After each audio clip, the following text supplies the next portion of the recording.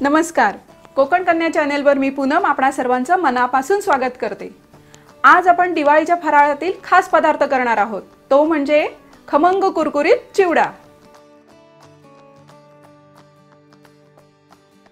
चला तर मग करूया सुरुवात। यासाठी लागणारे साहित्य पाहून घेऊया।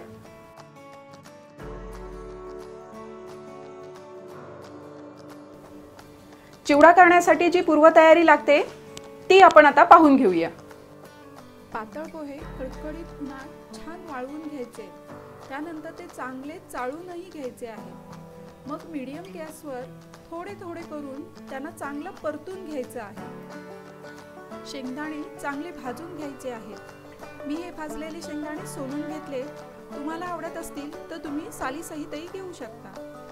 सुक्या खोबऱ्याचे पातळ काप काढून मग ते चांगले भाजून घ्यायचे आहे। काजू गरही थोडेसे परतून घ्या। डाळ सुद्धा थोडंसं परतून घ्या। लसूण पाकळ्याही अगदी बारीक ठेचून घ्या। हिरव्या मिरच्या मिक्सर मधून बारीक करून घ्या। आपली पूर्वतयारी झाली की मग गॅसवर मोठं पातेलं तापत ठेवा। यात आता आपण तेल गरम करून घ्यायचे। तेल छान तापलं की त्यात मोहरी घालून ती छान तडतडू द्या।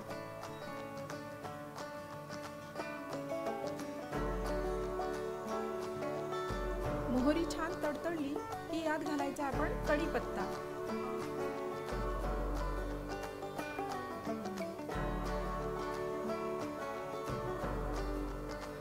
यानंतर घालायची हिरवी मिरची। मिरची थोडी परतून घेऊन मग ह्याच्यात घालायचं आपल्याला बारीक केलेला लसूण। लसूण चांगला तांबूस रंगाचा होईपर्यंत आपल्याला छान परतून घ्यायचं आहे। लसूण छान तांबूस रंगावर परतून झाला की गॅसची फ्लेम अगदी लो करायची आणि ह्यात घालायची हळद आणि ती हळद जरा मिक्स करून घ्यायची।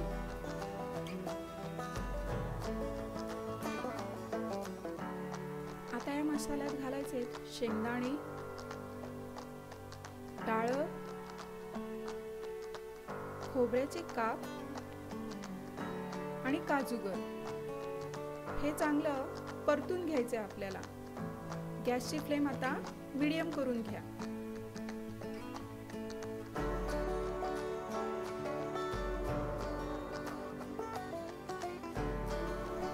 आता या मसाल्यात मध्ये जागा करून आपण घालायचे हिंग। आपण पावडर हिंग वापरतोय, तो करपून जाऊ नये म्हणून आपण उशिरा घालतोय। हा हिंग थोडा परतून घेऊया।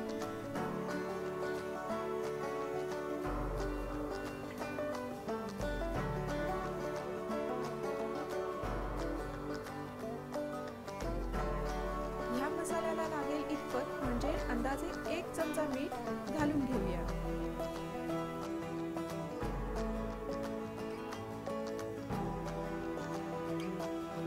आता या मसाल्यात आपण अगोदर परतून घेतलेले पातळ पोहे घालायचे आहेत। मसाला आणि पातळ पोहे आता चांगले मिक्स करून घेऊया।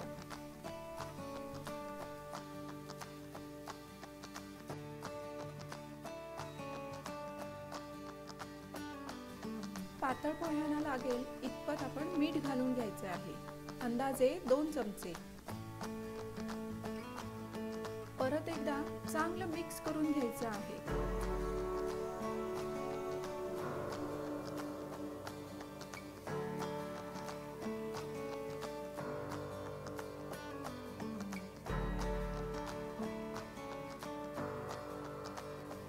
आता या चिवड्यात पिठी साखर घालून ती चांगली मिक्स करून घ्यायची आहे।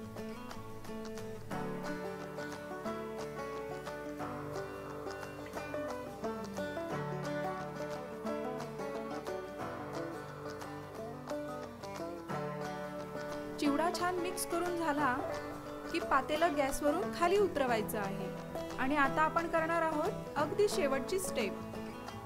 गॅसवर दुसरं पातेलं ठेवून गॅसची फ्लेम फुल करायची आहे आणि आपण जो चिवडा खाली उतरवून ठेवला आहे तो थोडा थोडा घालून चांगला परतून घ्यायचा आहे। यामुळे काय होतं, चिवडा छान कुरकुरीत होतो।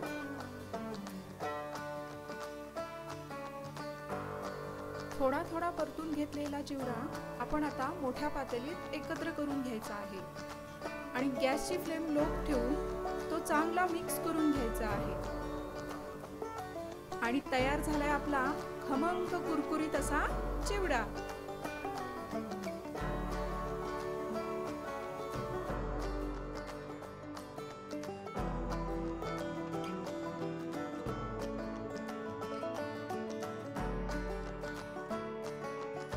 या रेसिपीनुसार तुम्ही खमंग कुरकुरीत चिवडा करून पहा आणि तो कसा झालाय मला नक्की सांगा। धन्यवाद।